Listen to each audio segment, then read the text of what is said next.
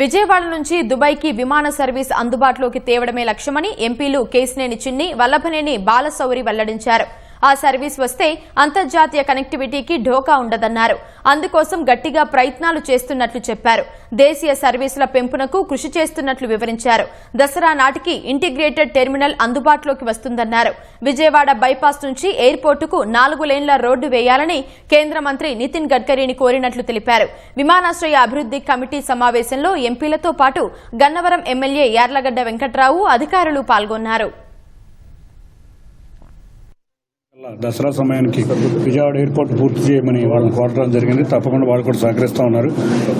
అతి త్వరలో కొత్త ఎయిర్పోర్ట్ టెర్మినల్కి మనకు వెళ్లే సమయం లోపలికి మెయిన్గా డొమెస్టిక్ కనెక్టివిటీ శబరిమల యాత్ర కూడా స్టార్ట్ అవబోతుంది. ఎంతో మంది భక్తులు ఆంధ్రప్రదేశ్ నుంచి శబరిమలకి వెళ్తారు. కొచ్చిన్కి ఫ్లైట్ ఉండే విధంగా, అన్నిటికన్నా ముఖ్యంగా విజయవాడ నుంచి సూరత్, అహ్మదాబాద్కి బాంబే కనెక్టివిటీగా ఫ్లైట్ ఉండే విధంగా ఏర్పాటు చేయమని కోరడం జరిగింది. ఆగస్టు 13 నుంచి వారణాసి, కల్కటాకి ఫ్లైట్ స్టార్ట్ అవుతుంది ఇండిగో వారి ద్వారా.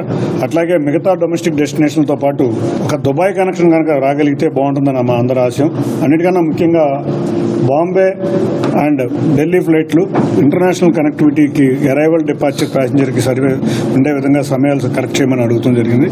అన్నింటినీ కూడా కేంద్ర మంత్రి రామ్మోహన్ నాయుడు గారి దృష్టికి కూడా తీసుకువెళ్లి ఈ సమస్యలన్నీ పరిష్కరించే విధంగా కృషి చేస్తామని తెలియజేస్తున్నాం.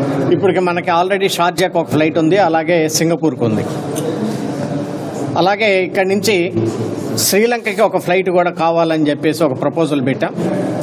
అదే రకంగా ఇక్కడి నుంచి యూరోప్ వెళ్ళేటువంటి వాళ్ళు కానీ, అలాగే అమెరికా వెళ్ళేటువంటి వాళ్ళు కానీ, యుఎస్ వెళ్ళేటువంటి వాళ్ళు కానీ, ఆఫ్రికా వెళ్ళేటువంటి వాళ్ళు కానీ, దుబాయ్కి ఒక ఎమిరేట్స్ ఫ్లైట్స్, విజయవాడ నుంచి దుబాయ్కి ఒక ఎమిరేట్స్ ఫ్లైట్స్ కానీ వేస్తే ప్రపంచం మొత్తానికి కూడా, వరల్డ్ మొత్తానికి కూడా కనెక్టివిటీ వస్తుంది.